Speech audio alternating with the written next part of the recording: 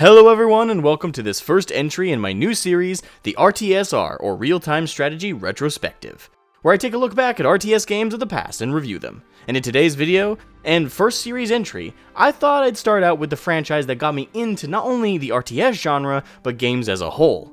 The Warcraft franchise. And more specifically, Warcraft, Orcs, and Humans.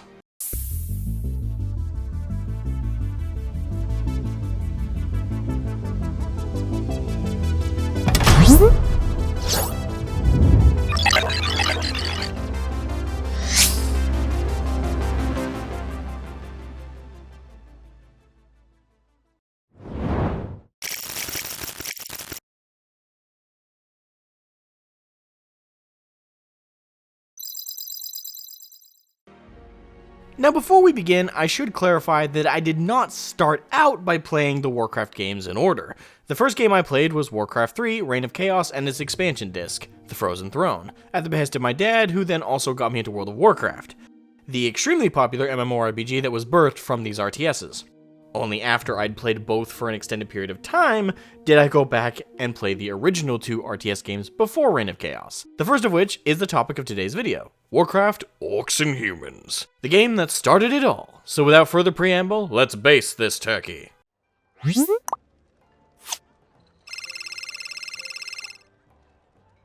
Warcraft, Orcs, and Humans, or just Warcraft as I'll be calling it throughout the review, was developed in the early 90s by Blizzard Entertainment, long before they were a household name and long before they were the mega giant they are now in the gaming industry.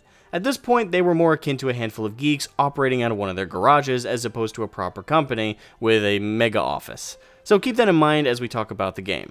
The folks at Blizzard decided on developing the game due to the juvenile RTS genre hitting a lull so soon after Dune 2 had redefined the genre in 1992, and Herzog Zwei had birthed the concept in 1989. In fact, Blizzard staff noted at the time their love of Dune 2, and it being a notable inspiration for wanting to throw their hat in the RTS ring. Though, unbeknownst to the folks at Blizzard as well as the niche gaming community of the time, Westwood Studios, the developers of Dune 2, had secretly begun development on the Command & Conquer franchise, though that would not bear fruit until a year after Orcs and Humans would already be released. Regardless, Blizzard began development of Warcraft, and the development team poured their sheer fandom into every aspect of the game. According to Patrick Wyatt, who was the producer of Warcraft, the art style was directly inspired by the popular tabletop wargame of Warhammer Fantasy, which arguably bled into many other places in later entries to the series. Also, according to Bob Fitch, the then and now current engineer-director at Blizzard, the game's themes were based off of The Lost Vikings, the very first game Blizzard developed when they were called Chaos Studios. Actually, that is an interesting thing to note. Just before and during the development cycle of Warcraft, the studio would fluctuate its name around 3 times. Originally, they were Silicon and Synapse, while just porting games for other studios. Then they were Chaos Studios, and finally they settled on Blizzard Entertainment. The last thing I'd like to note relates to an earlier statement I made about studios being very small at this time. I'd like to quote a minor developer from a little-known studio.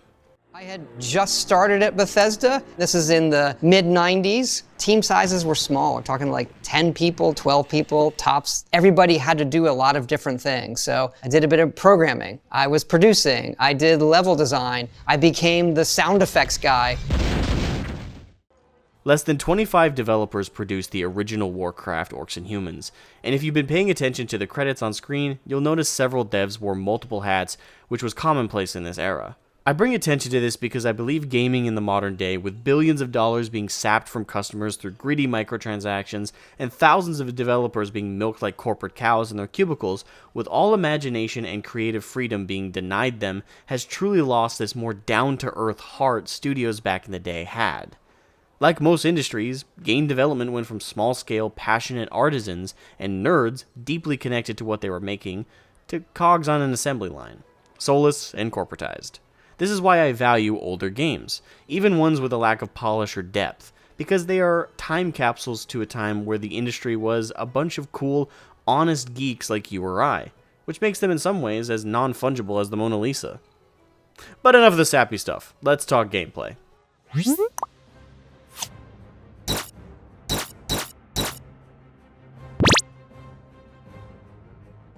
The gameplay for Orcs and Humans is awesome and streamlined. For its time. Unfortunately, especially compared to its sequels, it shows its age in this regard in the worst ways. The campaign is comprised of 24 missions, with each taking me around 45 to 55 minutes, give or take, and boy was it a struggle.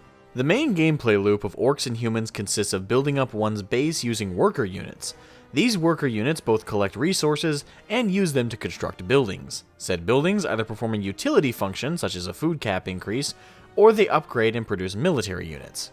If you are familiar with Warcraft 3, then some things will come naturally to you in this predecessor game, such as the balancing act of resources, base defense, building up your base, and building up an army to crush your enemy. However, everything else will frustrate you more than a fresh new player who had not played either of this game's sequels or really any other more modern RTS.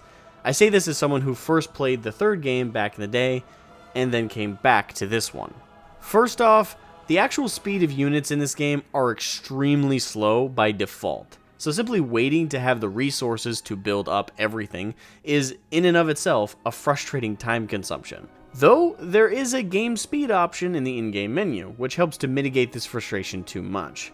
Although I should stress, the setting is for game speed, so not just movement and production speeds increase, but so do enemy attacks and scripted events. Also, during battles, you'll not have a lot of time to react to things if you leave the speed high, so to give yourself the best chance, you'll want to lower the speed back down. The next major frustration came with unit selection. In Warcraft Orcs and Humans, you can only select up to 4 units at any given time, and you cannot create control groups like in more modern RTS games. Now this wouldn't be a notable issue if the missions were built around smaller confrontations with low unit counts between you and the enemy. However, the battle sizes are actually comparable to Warcraft 3's, with the enemy having over a dozen to 24 units packed in their bases, and sending regular volleys at yours while you're struggling to build up more than a handful. So the game requires, even on slow game speeds, a lot of micromanagement for things. Granted, younger RTS games have as comfortable macro managements. I wouldn't even call it a skill issue either, as the frustration comes in the form of technical limitations and a lack of quality of life tools, not a lack of understanding the controls or systems at play. Now, despite all this, the game isn't entirely unenjoyable to play, nor does it feel ever truly impossible to overcome challenges. It just takes a very dedicated hand to get used to it all and forge ahead with what's given. And if you're able to overcome both the artificial challenges and the design flaws, then you'll feel Dark Souls level satisfaction at the end of a hard mission. Though the missions are somewhat lackluster as well. They all could be summarized by either building up a base to a required level, or destroying an enemy base. Even so, the maps and starting structures you're given help to establish a dynamic feeling despite the repetitive mission objectives, as well as the unit types you unlock along the way. Overall, gameplay-wise, I'd say the game has aged poorly here, and it's little wonder why both sequels are held in higher, more replayable regard than the original. Yet, I'd still say it's worth playing through for the challenge alone for both campaigns. However, if you're more in it for the story told, well, I suppose that leads to our next conversation.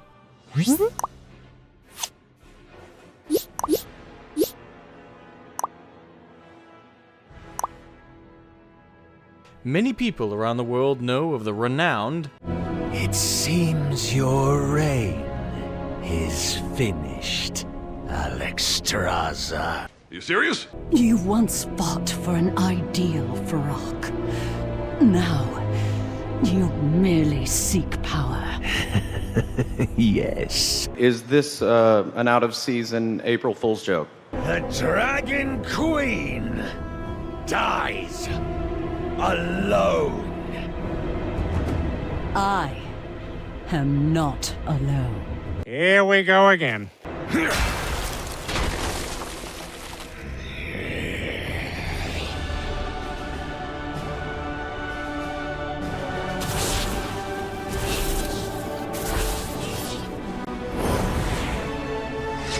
Do you not see? All of Azeroth stands united against you.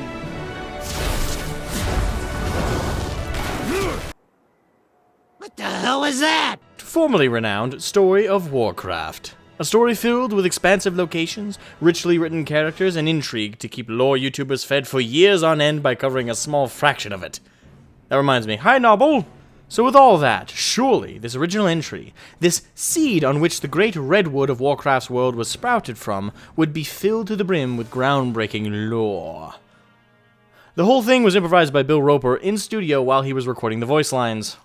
Yep, one of the greatest video game stories in fantasy settings ever was originally improvised spitballing by Bill Roper in a recording studio with no script. Humble beginnings indeed. Now, some younger gamers might balk at such a sentiment that a professional set of developers were simply spitballing a game's story together. I'd like to remind you yet again that this was the 90s. This was a time where gaming was considered a niche hobby, not too unlike the tabletop games which many video games stemmed from. Most devs were inspired by the likes of Pac-Man, Mario, and fucking Pong when they got into the industry. The scope and scale of modern games was almost sci-fi at this point in time, and if you doubt me, look no further than John Carmack, the lead programmer of Doom, and co-founder of id Software, who infamously stated, "Story in a game is like story in a porn movie. It's expected to be there, but it's not important." a quote he himself would later disavow. But again, this should tell you the mindset of devs from this time. All this being said, the game would still have more story in it than the average for early 90s games. It had an opening cinematic, which was rare for the time, and something Blizzard would become known for later. It also had pre-mission briefings, which in and of themselves are the key source of story for the whole game. There is virtually none in the missions themselves, and there are no cutscenes outside of the game's opening. In the age of chaos, two factions battled for dominance. The kingdom of Azeroth was a prosperous one. The humans who dwelled there turned the land into a paradise. The Knights of Stormwind and the clerics of Norsha Abbey roamed far and wide, serving the king's people with honor and justice. The well-trained armies of the king maintained a lasting peace for many generations. Then came the Orcish hordes. No one knew where these creatures came from, and none were prepared for the terror that they spawned. Their warriors wielded axe and spear with deadly proficiency, while others rode dark wolves as black as the moonless night. Unimagined were the destructive powers of their evil magics, derived from the fires of the underworld. With an ingenious arsenal of weaponry and powerful magic, these two forces collide in a contest of cunning, intellect, and brute strength, with the victor claiming dominance over the whole of Azeroth. Welcome to the world of Warcraft. Now, of course, the game's story has been overwritten and retconned to hell and back, and normally I'd like to present a given game's story as it was in its original state, but I don't have a copy of the original manual, and most lore sources I found on the web include the later changes. So here is my best attempt at keeping close to what was originally presented with minimal retcons or later embellishments included. Thus, the narrative is as follows. In the world of Azeroth, there lies a fantasy kingdom of humans called Stormwind. The kingdom was prosperous and peaceful, led by the good King Rin III. One of Rin's court conjurers meets a fair lady whilst about his evenings and engages in throes of passion with her. As a result of this union, a child is born to the conjurer by which he named Medivh. 5 years passed from this point, and the king's wife Varia gave birth to her own son, Prince Lane, with 2 L's for some reason. More time passes, and at the age of 12, Medivh has a nightmare-based premonition, which he frighteningly informs his father of. His father, in an attempt to help the boy, accidentally awakens latent powers within his son. Terrified by what he had unleashed, Medivh's father brings his son to the other court conjurers and mages. With their aid, he successfully suppresses Medivh's immense power, though at the cost of his own life. Medivh fell into a coma, and the court conjurers sent him away to Northshire Abbey to be cared for by the resident clerics. However, unbeknownst to the people of Azeroth, a rift between worlds had been opened due to the mental battle between Medivh and his father. This portal would be a pathway for the Orcish hordes to invade. Now you're probably wondering who the Orcs are, so allow me to go on a tangent here. The Orcs are an alien race of humanoids from the world of Draenor, which they had conquered at this point, and had begun to fight each other over what remained as a result. With their world dying, it didn't take much to unify them when their warlocks informed the rest of the portals, and by extension, Azeroth's existence. I'm skipping over a lot with specific characters, but I'm sticking with what pertains to the actual events of the first game, which is mostly the broad strokes. The Orcs, now having a mutual goal, unify under one banner, and they formulate the first Orcish horde, led by an Orc named Blackhand. The Orcs initially sent small raiding parties to test the waters, and found little in the way of resistance. While all that was happening, Medivh awoke from his coma, with his powers fully realized. He is also evil now, for reasons we'll get into. He goes to Stormwind and gives the prince an hourglass which would empty at the time of King Ring III's death. 6 years later, the Orcs are sacking the capital city, and they kill the king as the hourglass empties. Prince Lane, along with his mother, escape to Northshire Abbey and launch a counter-offensive against the Orcs. The Orcs were successfully repelled due to being outmaneuvered by the kingdom's forces. This is a nice way of saying the Orcs got their asses kicked due to being too stupid. Now entering stage left from out of nowhere comes Medivh's mother, coming back into the picture. I guess she finally hit the wall after an extensive OnlyFans career. Anyway, it turns out she was an incredibly powerful sorceress, and she returns to discover her son corrupted by some otherworldly power. Well, madam, that tends to happen to a young man when his absentee mother was too busy twerking it for the entire Kirin tour. He gets into dark shit he shouldn't have. Despite being oh so powerful, the sorceress finds she is outclassed by her son, and informs Prince Lane that Medivh needs to die. Then she leaves rather unceremoniously, but I suppose she just stuck with what she was good at, leaving her son in a worse state than he was before her arrival. And this leads us finally to the events of the game itself. Oh yeah, that was all just backstory for the game, though don't worry, the game doesn't add much else to it. In fact, the game's campaign stories are exclusive from one another. There are 2 in total, with 12 missions each, and they can be summed up very easily. The Orc campaign is you as a commander in the Horde leading your forces against the humans, until you grasp for power and overthrow Blackhand. You then lead a victorious fight against the human leader Lane, and kill him, further strengthening your position as War Chief for the Horde. The human campaign is a mirror of this, where you as the player are a commander of the human forces, defending your people's lands from the Orcs. You do so with great efficiency until Lane is assassinated by the half-orc Garona, causing you to take leadership of the kingdom and take up the throne, and repelling the Orcs and casting them out. That's pretty much it. Each mission is preceded by a briefing which provides the story flavoring for each segment of the campaign, but the major beats are as stated.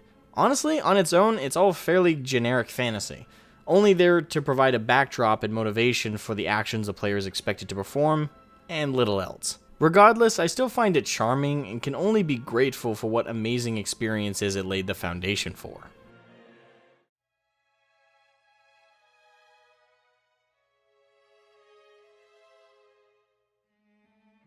Overall, Warcraft Orcs and Humans is a fun experience, and for its time, one can easily see why it spawned the franchise that it did. However, time and technical innovations have made it a painful experience to revisit from the modern age. Many restrained design choices and technical limitations that make it borderline a frustrating experience. Furthermore, the game isn't even really worth revisiting for narrative reasons, given it virtually has none, and what little it does have has been severely retconned. Despite these glaring problems, however, I find it a fascinating and endearing first step worthy of respect in spite of all the negatives.